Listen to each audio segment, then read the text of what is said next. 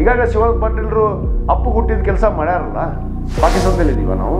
ಅಂದ್ರೆ ಹುಣಗುಂದ ಮತಕ್ಷೇತ್ರ ಬಸವನ ಬಾಗೇವಾಡಿ ಪಾಕಿಸ್ತಾನ. ಯಾರು ನವಲಿ ಹಿರೇಮಠ ಮನಿಗಾರ ಹೋಗ್ಲಿ, ಆ ದೊಡ್ಡಂಗೂಡು ಮನೆಯಾಗಾರ ಹೋಗ್ಲಿ. ಈಗಾಗಲೇ ನಾನು ಕೂಡ ಮೊನ್ನೆ ಅವರು ಏನು ಮಾತಾಡೋದಕ್ಕೆ ನಾನು ಉತ್ತರ ಕೊಟ್ಟಿದ್ದೀನಿ. ನಮಗೆ ಅಶ್ಲೀಲ ಪದವನ್ನು ಬಳಸುವಂಥ ಒಂದು ಸಂಸ್ಕಾರದಲ್ಲಿ ನಾವು ಜನಿಸಿಲ್ಲ.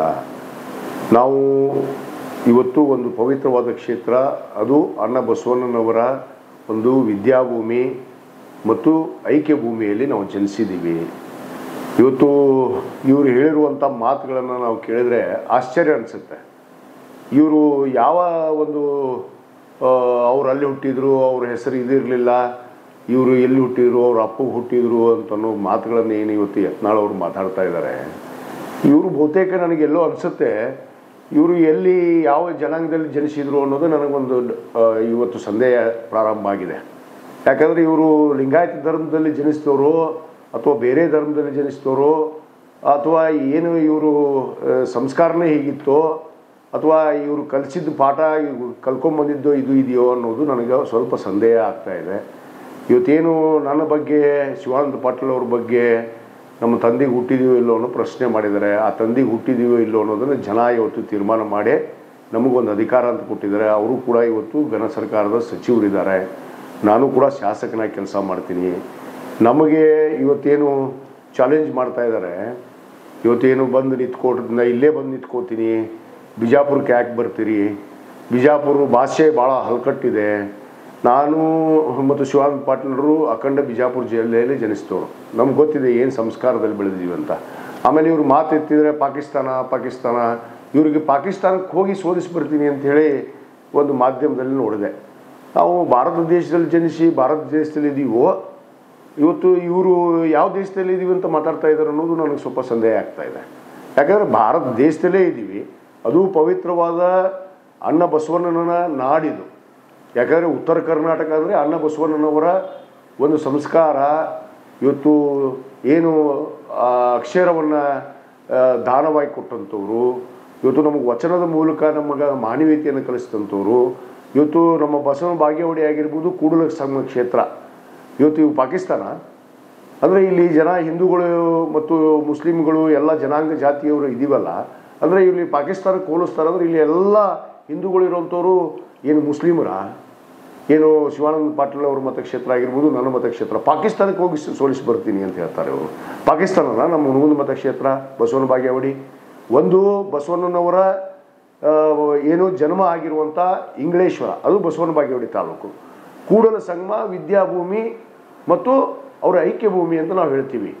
ಇವತ್ತು ಒಂದು ಕಡೆ ಮಾಡಬೇಕು ಅನ್ನೋದು ಒಂದು ಸರ್ಕಾರದ ಒಂದು ನಿಲುವು. ಮಾನ್ಯ ಮುಖ್ಯಮಂತ್ರಿಗಳು ಕೂಡಲ ಸಂಗಮ ಕ್ಷೇತ್ರ ಇವತ್ತು ಬಹಳಷ್ಟು ಈ ದೇಶದಲ್ಲೇ ಒಂದು ಅತ್ಯಂತ ಅಂತಾರಾಷ್ಟ್ರೀಯ ಮಟ್ಟದಲ್ಲಿ ಬೆಳವಣಿಗೆ ಆಗಿದೆ.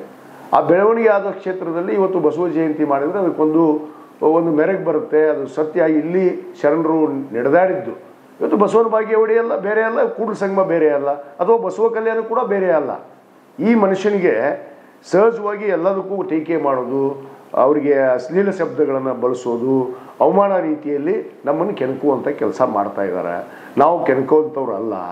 ನಾವು ಅದಕ್ಕೆ ಹೇಳ್ತೀವಲ್ಲ, ಬಸವ ತತ್ವದ ಅನುಯಾಯಿಗಳು, ಬಸವಣ್ಣನ ಒಂದು ಪವಿತ್ರ ಭೂಮಿಯಲ್ಲಿ ಜನಿಸಿದ್ದೀವಿ. ನಾವು ಪದೇ ಪದೇ ಇಂಥ ಶಬ್ದಗಳಿಗೆ ನಾವು ಉತ್ತರ ಕೊಡೋಕ್ಕೆ ಕೊಡಲ್ಲ. ಯಾಕಂದರೆ ಸಮಾಜ ಜನ ಬೇಜಾರಾಗ್ತಾ ಇದ್ದಾರೆ, ಯಾಕೆ ಈ ರೀತಿ ಮಾತಾಡ್ತಾ ಇದ್ದೀರಿ ಅನ್ನೋದಕ್ಕೆ. ನಾನು ನಮ್ಮ ಎಲ್ಲ ಪಂಚಮಸಾಲಿ ಸಮಾಜ ಇರ್ಬೋದು, ಎಲ್ಲ ಲಿಂಗಾಯತ ಒಳಪಂಗಡಗಳ ಸಮಾಜಗಳಿಗೆ ಇರ್ಬೋದು, ನಮ್ಮ ಸಂಸ್ಕಾರ ಇದು ಅಲ್ಲ. ನಾವು ನಮ್ಮದೇ ಆದ ಧರ್ಮ ಇದೆ. ಅಣ್ಣ ಬಸವಣ್ಣನವರು ನಮ್ಮ ಧರ್ಮಕ್ಕೆ ಕೊಟ್ಟಿದ್ದಾರೆ. ಇವರು ಲಿಂಗಾಯತ ಧರ್ಮದಲ್ಲಿ ಜನಿಸಿ, ಪಂಚಮಸಾಲಿ ಸಮಾಜದಲ್ಲಿ ಜನಿಸಿ, ಇವರು ಹಿಂದೂ ಅಂತ ಹೇಳ್ಕೊಂಡು ಹೊರಟಿದ್ದಾರೆ. ಹಿಂದೂ ರಾಷ್ಟ್ರ ಇವತ್ತು ಜಾತ್ಯತೀತ ರಾಷ್ಟ್ರದಲ್ಲಿ ನಾವು ಇದ್ದೀವಿ. ನಾವೆಲ್ಲರೂ ಕೂಡ ಅಣ್ಣತಮ್ಮಂದರಾಗಿ ಇವತ್ತು ಈ ದೇಶವನ್ನು ಕಳೆದ 76 ವರ್ಷಗಳಿಂದ ನಾವು ಇಲ್ಲಿ ಪವಿತ್ರವಾದ ಡಾಕ್ಟರ್ ಬಾಬಾ ಸಾಹೇಬ್ ಅಂಬೇಡ್ಕರ್ ಅವರು ಕೊಟ್ಟಿರುವಂಥ ಆ ಸಂವಿಧಾನದ ಅಡಿಯಲ್ಲಿ ನಾವೆಲ್ಲರೂ ಒಂದೇ ತಂದೆ ತಾಯಿ ಮಕ್ಕಳಾಗಿ ನಾವು ನಡೀತಾ ಇದ್ದೀವಿ.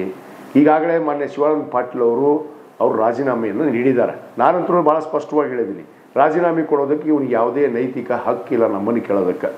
ಇವನಿಗೆ ಪಕ್ಷದಿಂದ ಕಿತ್ತಿ ಉಚ್ಚಾಟನೆ ಮಾಡಿದ್ದಾರೆ.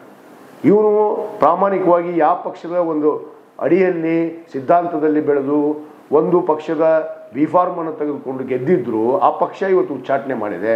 ಆ ಪಕ್ಷಕ್ಕೆ ಫಸ್ಟ್ ರಾಜೀನಾಮೆ ಕೊಡಬೇಕು ಇವರು. ನಾನು ಬರ್ತೀನೋ ನಿಲ್ಲಕ್ಕೆ, ಇವನು ಬರೋದು ಬೇಡ, ಇಲ್ಲಿ ಬರೋದು, ಇಲ್ಲಿ ಇವ್ನಿಗೆ ಹಿಂದೂ ಕೂಡ ನಾವು ಏನೇನು ಸಹಾಯ ಮಾಡಿದ್ವಿ ಅನ್ನೋದು ಗೊತ್ತೈತಿ, ಜನಕ್ಕೆ ಗೊತ್ತೈತಿ. ಇವತ್ತು ಅದನ್ನು ಅರಿವಿಟ್ಕೊಂಡು ಮಾತಾಡಬೇಕು. ಈ ಮನುಷ್ಯ ಅಲ್ಲೇ ನಿಂದಿರಲಿ. ಇವತ್ತು ಶಿವಾನಂದ ಪಾಟೀಲ್ ಬರ್ತಾರೋ ನಾನು ಬರ್ತೀನೋ. ಈಗಾಗಲೇ ಶಿವಾನಂದ ಪಾಟೀಲರು ಅಪ್ಪು ಹುಟ್ಟಿದ ಕೆಲಸ ಮಾಡ್ಯಾರಲ್ಲ. ನಾನು ಮಾಡಿದ್ರು ಬೇರೆ ಅಲ್ಲ, ಶಿವಾನಂದ ಪಾಟೀಲ್ ಮಾಡಿದ್ರು ಬೇರೆ ಅಲ್ಲ. ಇವತ್ತು ಕೊಟ್ಟಿದ್ದಾರೆ.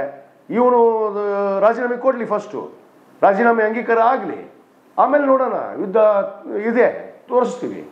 ಪಾಕಿಸ್ತಾನಕ್ಕೆ ಹೋಗಿ ಸೋಲಿಸಿ ಬರ್ತೀನಿ ಅಂತ ಹೇಳ್ತಾರಲ್ಲ ಇವರು. ಪಾಕಿಸ್ತಾನದಲ್ಲಿದ್ದೀವ ನಾವು? ಅಂದರೆ ಹುಣಗುಂದ ಮತಕ್ಷೇತ್ರ ಬಸವನ ಬಾಗೇವಾಡಿ ಪಾಕಿಸ್ತಾನ? ಅಲ್ಲಿ ಇಲ್ಲಿ ಇರುವಂಥ ಎಲ್ಲ ಹಿಂದೂಗಳು ಮುಸ್ಲಿಮರ? ಅಂದ್ರೆ ಅವಮಾನ ಮಾಡಲಿಲ್ಲ ಈ ಜನಾಂಗಕ್ಕೆ? ಇವತ್ತು ಲಿಂಗಾಯತ ಧರ್ಮಕ್ಕೆ ಅವಮಾನ ಮಾಡಲಿಲ್ಲ?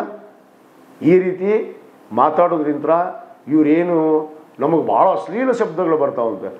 ಅಂದ್ರೆ ನನಗನ್ಸುತ್ತೆ ಇವರು ಲಿಂಗಾಯತ ಧರ್ಮದಲ್ಲೇ ಜನಿಸಿದಾರೆ ಇಲ್ಲೋದು ನನಗೆ ಇವತ್ತು ಸಂದೇಹ ಬರ್ತಾ ಇದೆ.